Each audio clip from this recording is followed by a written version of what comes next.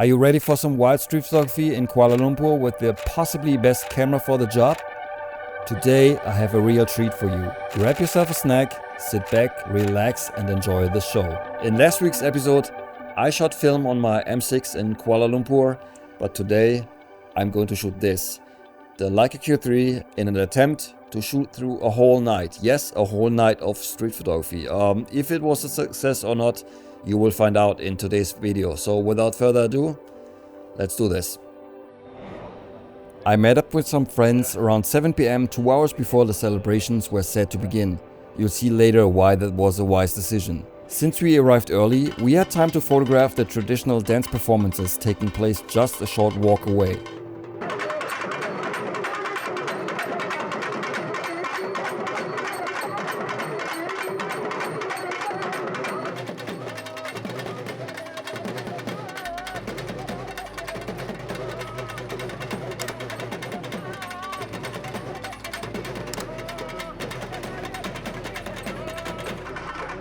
Most people gathered around the dance floor, but I thought it would be more interesting to check out what was happening behind the scenes. So I wandered over to where the dancers were preparing for their performances and snapped some shots. Then it was their time to shine.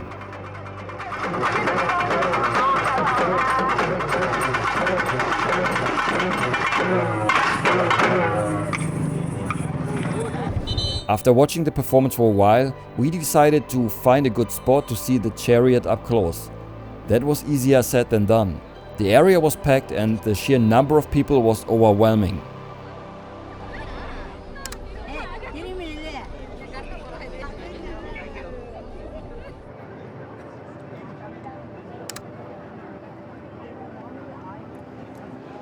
I managed to find a spot, but moving around to take photos was nearly impossible. Thankfully, I had my 75mm anamorphic lens mounted on my Lumix S5 II, which allowed me to capture some beautiful video footage. There was a heavy police presence, which made sense. They had to manage the crowds and ensure everyone's safety. While many photographers struggled to find the perfect angle, others got lucky, or perhaps it was a perk of working that night.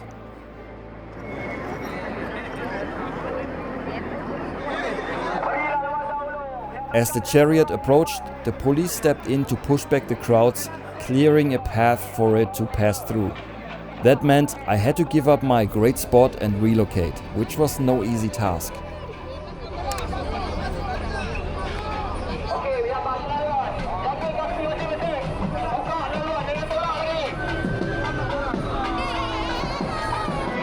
But then, finally there it was, the infamous chariot that everyone had come to see.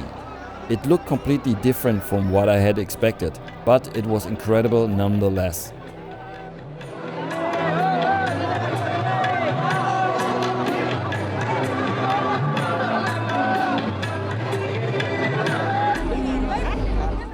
Getting close enough for a good shot was nearly impossible, but I did my best to follow it, and I wasn't the only one.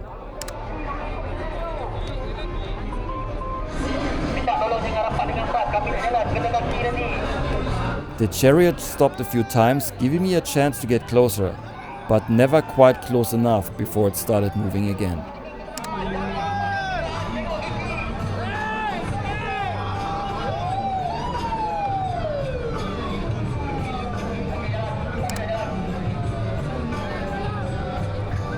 At one point, I accidentally switched my camera to aperture priority mode, resulting in a shot exposed at 1.6 seconds. But it turned out to be a happy accident. I actually liked the result. Eventually, I managed to break free from the crowd and reunite with my friends. We took a taxi to Batu Caves, where we planned to shoot throughout the night. We arrived around 10 PM, feeling pumped and ready to start shooting. If you saw last week's episode, you'll probably recognize this place. The only difference? Well, this time it's nighttime.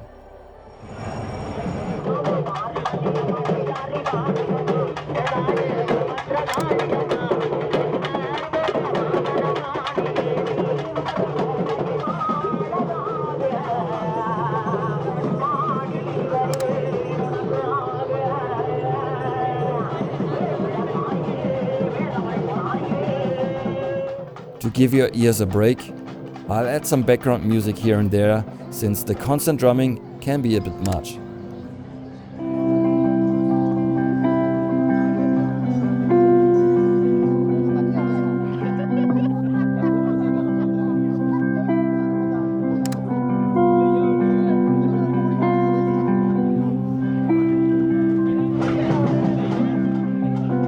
If you've never been here before, it can feel a bit overwhelming. You don't know what's happening or what to expect. And there are so many potential shots to take. It's almost impossible not to get great photos.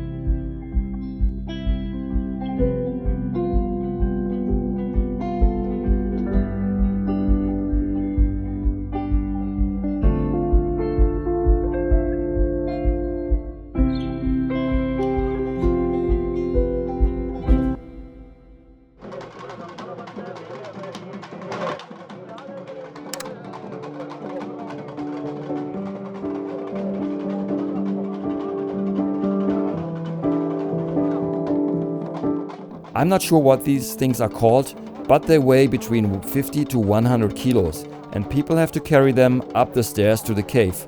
Not an easy task.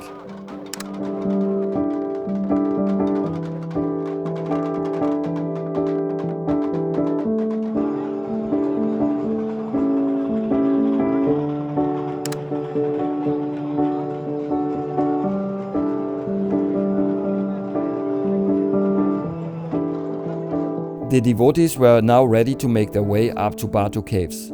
So were we.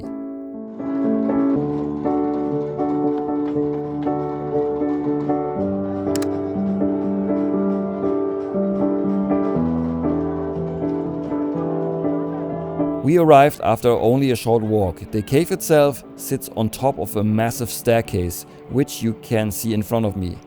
And that towering statue, well, that's Lord Murugan, the god of war. To go up, you have to take off your shoes.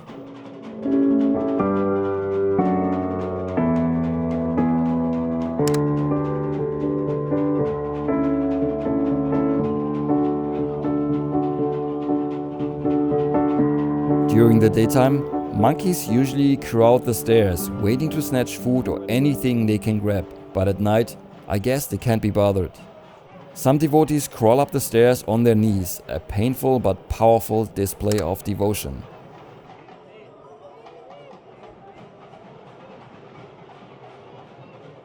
Here's a better look at how far up the cave is, and we are not even at the top yet.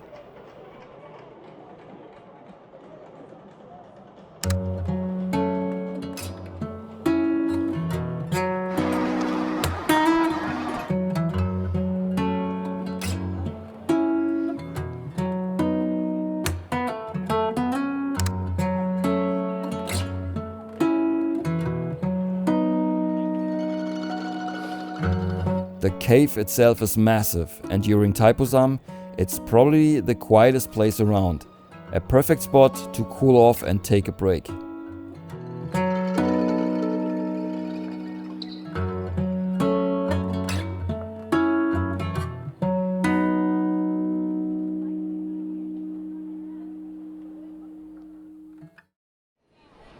Is your friend? You might even find an unexpected companion.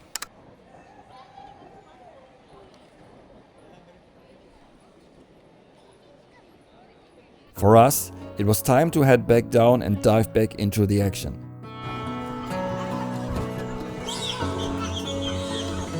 If you want to get results like this using flash out on the streets, check out my video course on how to master flash in street photography.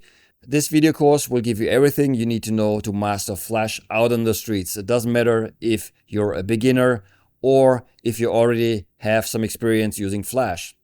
Check it out, the link will be in the video description.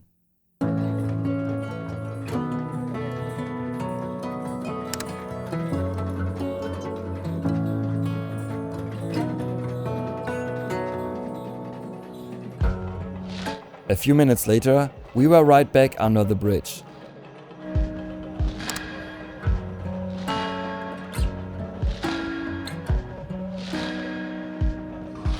You'd be surprised by how many people were sleeping here, despite the loud drumming going on all night.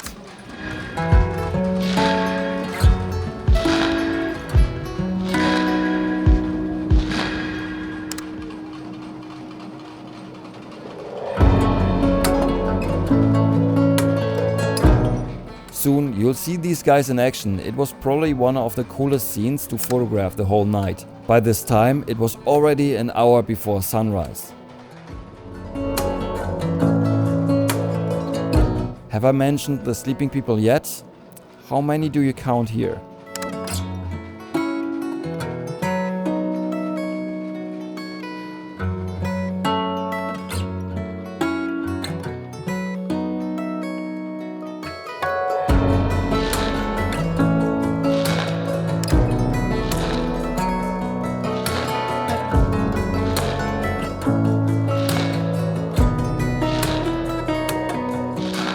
Then suddenly the lights went out. You could also tell that sunrise was just around the corner.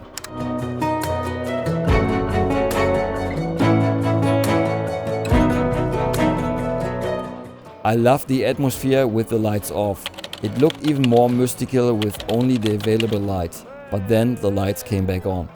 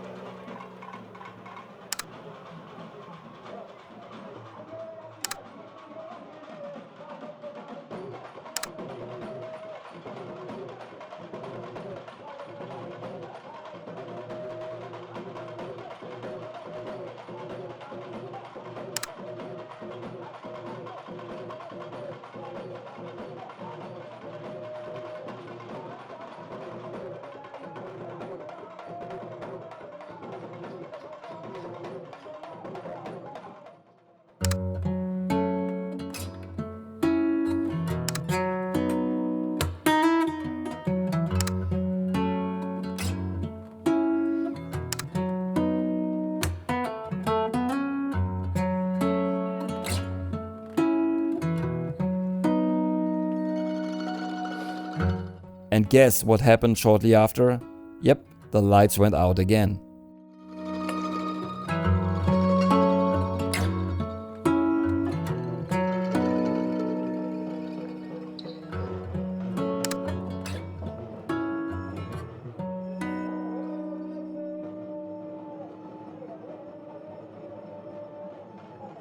YouTube thinks you should watch this video next. Have fun and I'll see you in the next one.